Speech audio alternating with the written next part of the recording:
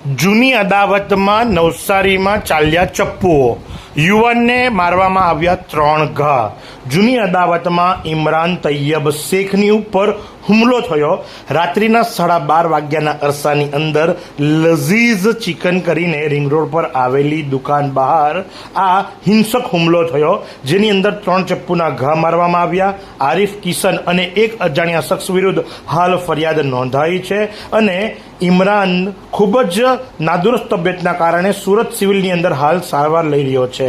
આ આરિફ, કિશન અને અજાણ્યો શખ્સ ફરાર થઈ ચૂક્યા છે અને ઇલેક્શન માથા પર હોય ત્યારે પોલીસની ઉપર તવાઈ વધવા પામી છે, કારણ કે આ રિંગ રોડના વિસ્તારની અંદર આ પ્રમાણે જ્યારે હત્યાના પ્રયાસો થતા હોય ત્યારે સીધા સવાલો જે ખરા એ કાયદો વ્યવસ્થા પર ઉઠી રહ્યા છે। જો કે પોલીસે પણ કમર કસી છે અને તાત્કાલિક અસરથી નાકાબંધીઓ ગોઠવી અને ફરાર આરોપીને પકડવા માટેની કવાયત હાથ ધરવામાં આવી છે।